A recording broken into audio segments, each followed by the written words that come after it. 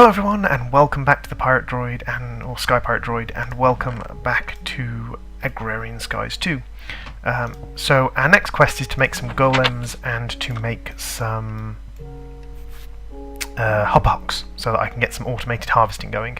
So my aim is to go down the golem line. I'm thinking about clay golems with bricks, but the speed is average, strength is average, durability is average. To be honest, I'm probably going to go with wooden golems, great wood logs. Low strength, below average durability, average self-repair but above average speed, and that's kind of what I want. The Humanus, Spiritus and Motus. Humanus and Spiritus I got from pig's heads, which is a great source of Humanus and Spiritus because they give 4 of each pig head. And the Motus I got from trapdoors, which gives me a bit of arbour that I don't need. But the other thing I need to build so that I can control my golems is a Golemmancer's Bell, which means I need nether quartz. Now what I could do is I could go to the nether, and I could dig up nether quartz, or I could just use this barrel of witch water I created using an automated system earlier, which was water tanks above a barrel sitting on top of some soul sand, being piped out by the transfer nodes because they can actually selectively pipe out the right substance. And I can just do this. So what I'm going to do is I'm going to grind myself up some soul sand, and I will see you guys in a couple of minutes. So there we go, guys. We have gotten soul sand, 2 stacks. At the moment this is sieving away to get me some amber because I want to create some arcane lanterns. So what we'll do is we'll come over here and we shall manually sieve. So I will get down to the manual sieving, and again it'll be a couple of minutes and I will see you then, guys. Hello everyone, and welcome back. So we've done our sieving, and what we managed to get was this: gas tears, netherwort and sulfur we've all had before. Nether quartz, that's something we haven't scanned, so let's get a little bit of extra potentia and things from that. Tainted soil we haven't scanned. Tainted soil you can sieve for the nether bushes, like stingberry bushes and things. Bloodwood sapling is a sapling that grows from the ceiling and produces a lot of blood red wood. I believe it might be flame resistant wood. The darkwood sapling produces darkwood. Little tiny bush tree, again, is a nether tree. Weak blood shards are used in blood magic, which we'll get to later. Heat sand you can sieve for blood shards, and you can also use it to make heat glass. If you put it down, it will burn your feet. So we have set up those. So what we can do is we can place aside the resources we don't necessarily want for now. Trees can go into here, and we'll deal with those later. Netherwort, gas tears, we'll keep some of that with us. I'll probably just go and empty out my mob generator, because that will give me a little bit more in the ways of magical essence in my wands to use, because killing mobs, they drop magical essence, you can pick it up with the wands. So let's just pop down here, and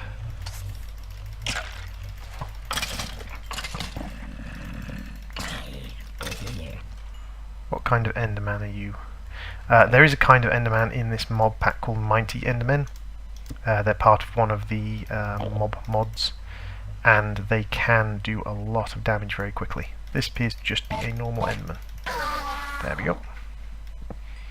And I can pop in here and quickly grab any of the essences that I didn't get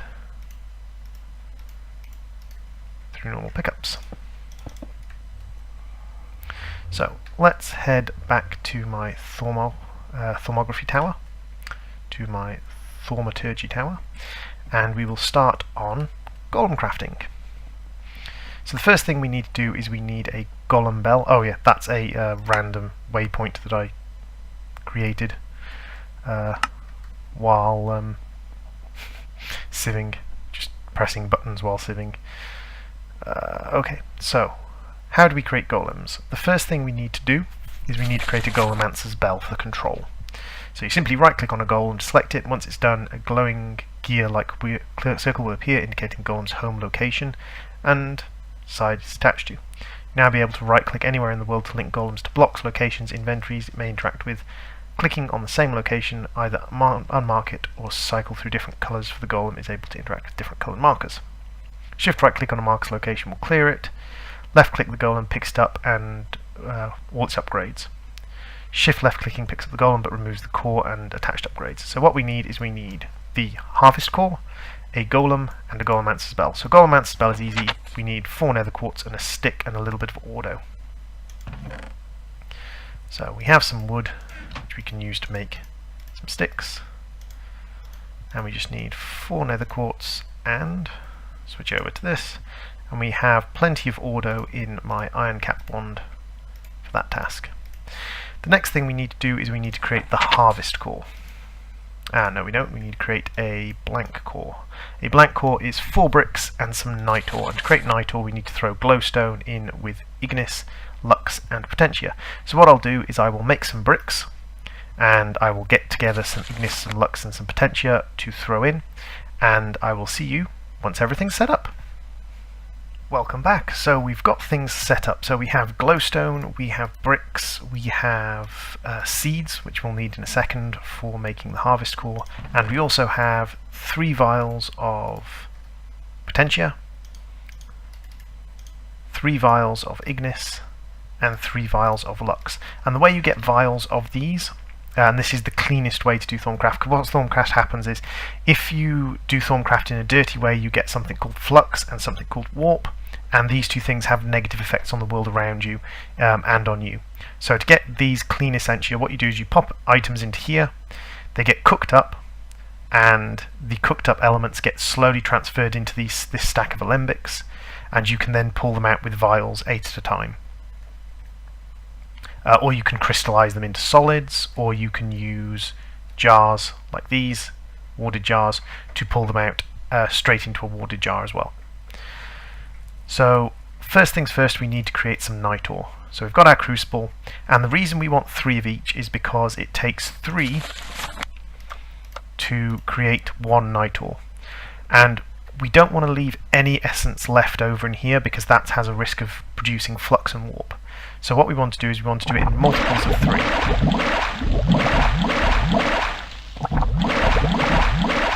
And then 1, 2, 3, 1, 2, 3, 1, 2, 3, 1. Oops. Ooh, I've produced. So I'm going to produce a little bit of flux there because I was silly and didn't count properly. So there's my flux, and it's going to go down into the fire. Hopefully I can just kind of drop it into the void without losing my netherrack. Oh, I lost my netherrack. Okay, so I'm going to have to go and grab another piece of netherrack. That's fine, I have plenty of netherrack. So that's what we don't want to do. We don't want to create flux, because flux can have a negative impact, and flux does stick around even if you get rid of the solid flux, so the liquid flux, the solid flux, or the gaseous flux. Flux does stick around after that as well. So it's not a good idea to have a lot of flux floating around, which is something that just happened because I'm an idiot. So we have a little bit of flux here now. It shouldn't be too dangerous to have a little bit of flux, but I'm actually going to create more flux when I do the next stage of this anyway, because I don't want to create too many harvest cores. But oh well. We will survive, I'm sure, and there are ways to get rid of flux later on in the pack. So if we switch over to our one that has night ore, we're going to pop a night ore in, and we are going to create ourselves a golem animation core. So what do we use the golem animation core? We want to create a golem harvest core. And to create a golem harvest core, we want to drop an animation core into it with Mesis and Meto. And that is what we have our seeds for. It's going to use our bucket to refill the cauldron.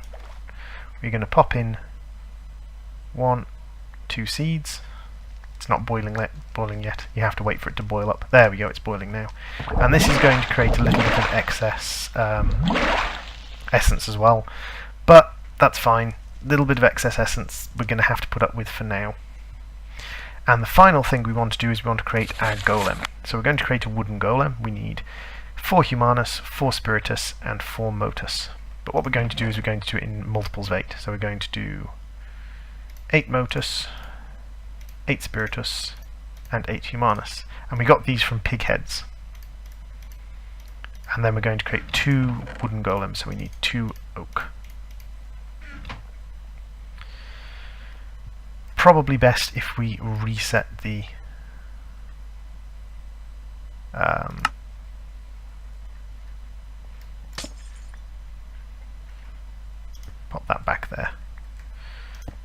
now we have something that we can use it. Again, a little bit of flux creation, but we will have to deal with that later down the line. So we're going to wait for this to boil up, and then we are going to create our golems. Here we go. So 1, 2, 3, 1, 2. There we go. We have 2 golems. There's no waste there. That was everything we had and everything we needed. So we can scan our golems, having just created them, and that gets us some Humanus, some Spiritus, some Motus, some Precantatio, and some Arbor. So basically everything that went into it. And we can scan our golem core as well. And there we go. Pretty much everything that went into the golem core.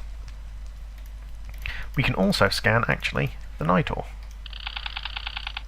Excellent. So the Nitor is a great magical ingredient that we can add to our magical ingredients chest.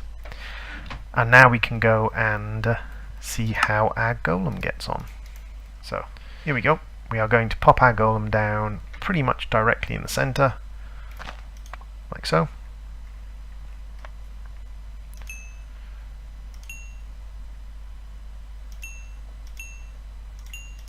And we are going to link him to all of the spots, like so.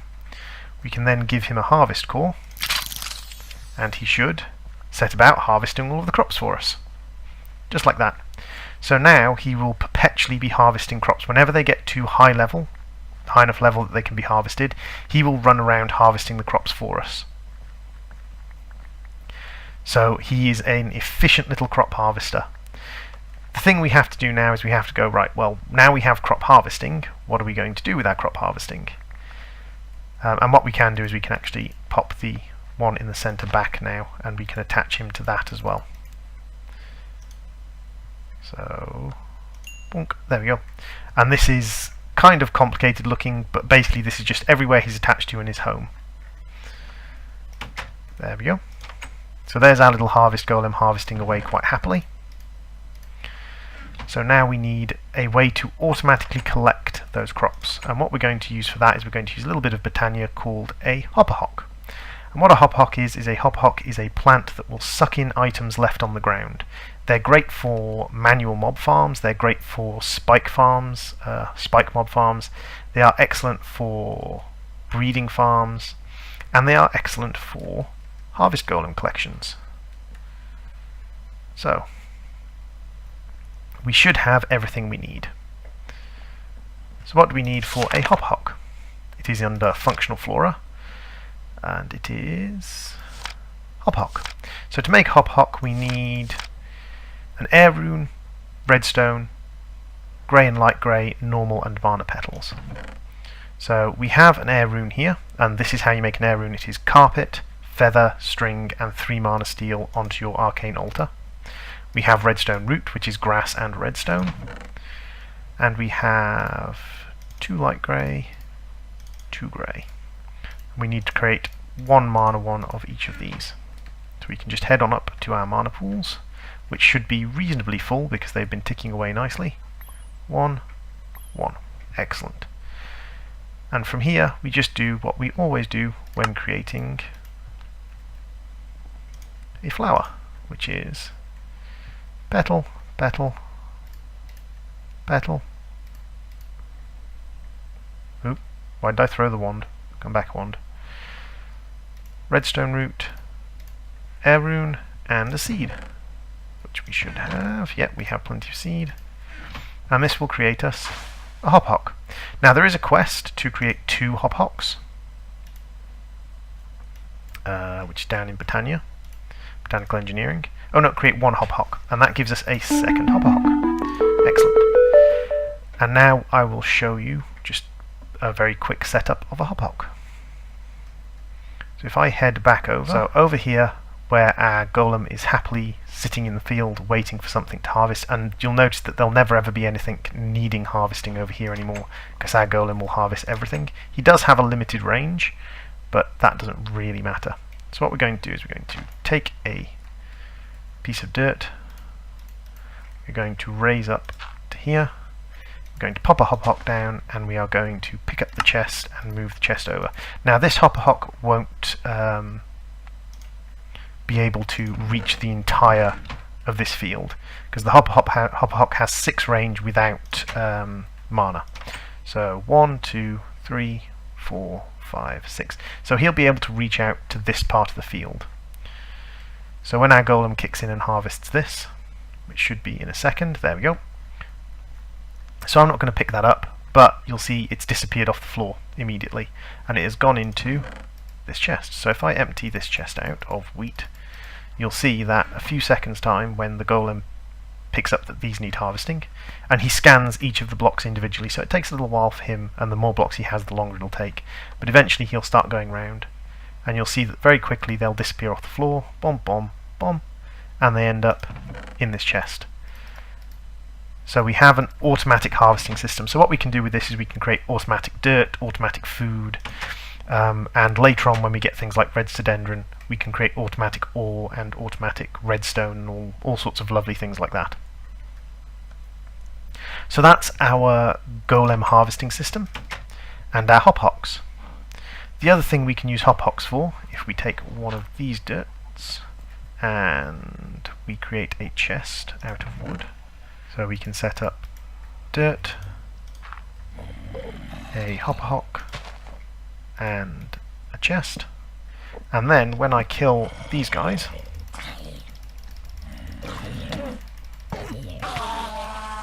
like this, the items will disappear and will reappear in the chest. So now that we've set up our Hopperhocks to transport items around for us, and we've set up our harvest golem to harvest for us, we can now start setting up some more automated systems. For instance, I don't need that much wheat because my harvest golem will be constantly harvesting it. So rather than having a big field of wheat that I harvest every time I remember, the harvest golem will perpetually be harvesting it, and I won't need such a big field of meat. I can also put a Hopperhock over here and it will capture the wheat from this side as well. So we'll start working on transforming our farm, on transforming our Botania area, and setting up a little bit more Thorncraft. But in the meantime, thank you for watching, and I will see you all in the next video.